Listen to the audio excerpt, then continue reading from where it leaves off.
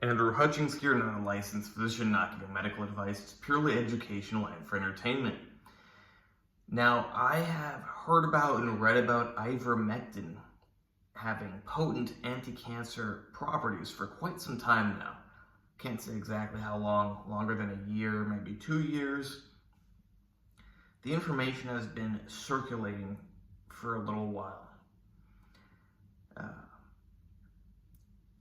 And it wasn't really of my interest. You know, cancer is a big thing, but luckily it's not a problem of mine right now, knock on wood. But more recently, someone has been sending me a lot of studies on it, and I've been reading a lot of studies on it.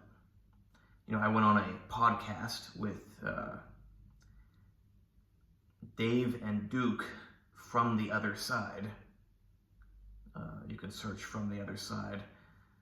Belarus, I forget the exact name, but Dave has been sending me a lot of papers on ivermectin, on other things as well.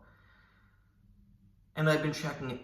I've been focused on the ivermectin papers, and I've searched on my own and read more. And you know, I'm a bottom line kind of person. I don't believe in the mumbo jumbo of scientific jargon. You can use scientific jargon to confuse people to believe whatever you want them to believe.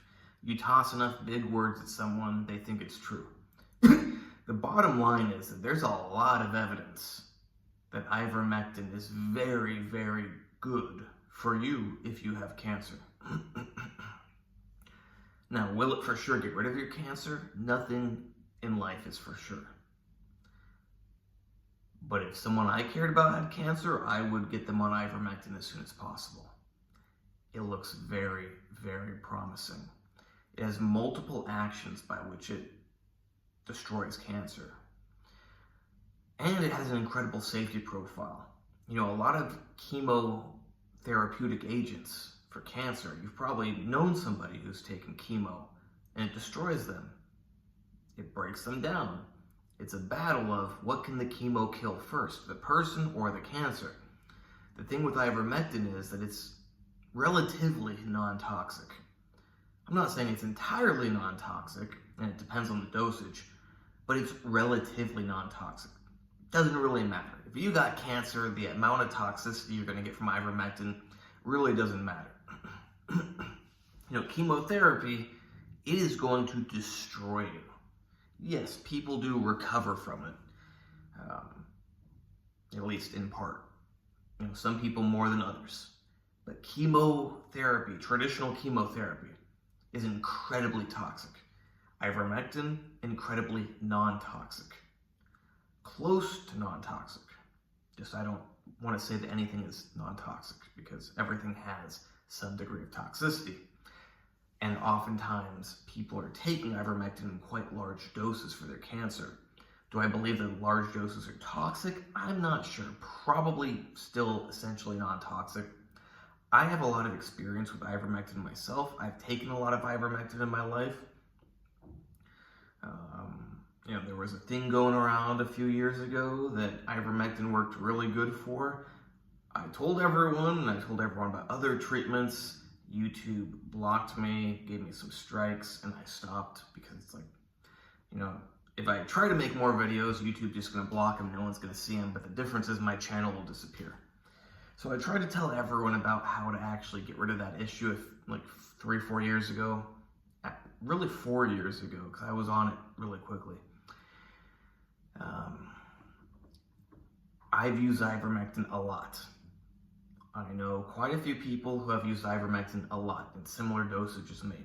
I use typically 0.5 milligrams per kilogram of body weight, split into 2 doses. Now, I don't like taking that because it causes some intoxication. It's actually a GABAergic drug. Now, is all of the intoxication due to it being a GABAergic drug? I don't know. If you read on the internet, it will say, oh, it doesn't affect humans. It does. So normally we have these P glycoproteins that prevent certain drugs from crossing from our blood into our brain.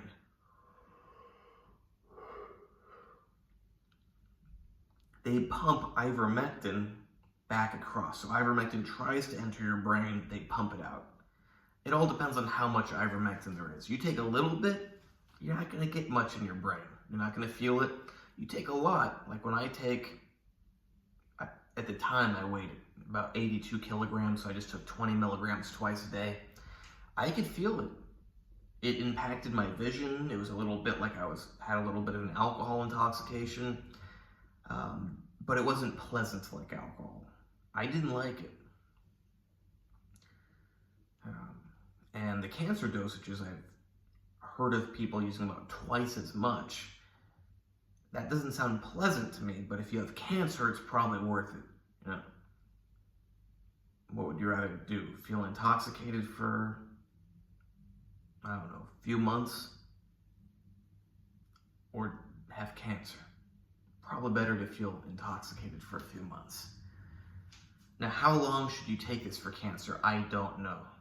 The evidence isn't out. There's not human trials that show how long you need to take it to eradicate cancer.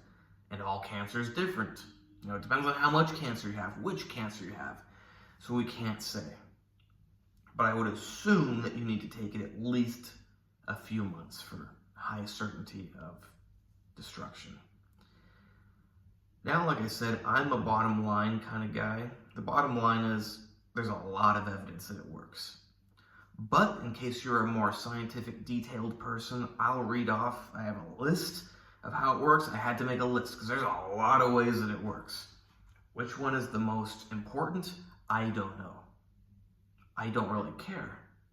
What I care is that it works. Okay, time to read off my list. Oh, pulled up the wrong text document earlier.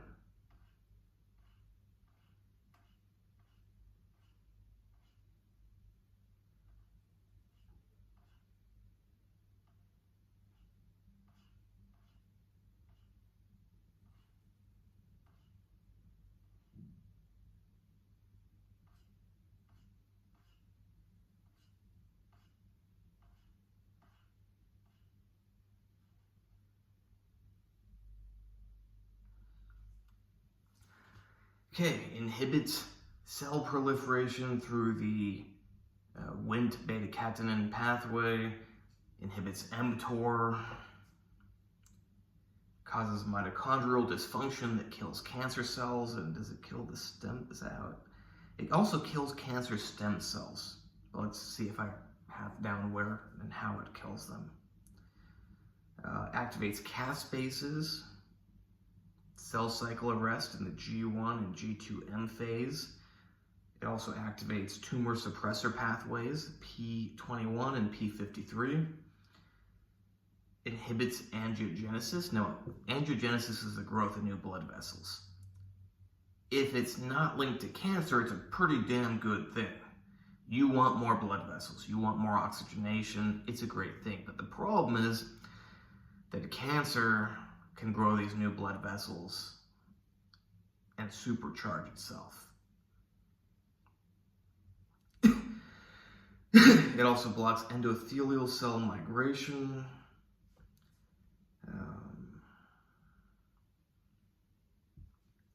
Has some interaction with T cells and natural killer cells. Impacts immune checkpoints, inhibiting proteins like PDL1. Inhibits drug efflux pumps. Remember, I said that ivermectin is a GABAergic drug, but it's normally, as it goes into the brain, it's pumped out. Now, because the transporters have to transport out the ivermectin, they're not as able to transport out other substances. And sometimes that allows the body to kill cancer. Because cancer evolves those proteins to pump out stuff that would kill it. Has some impact on cancer fibroblasts.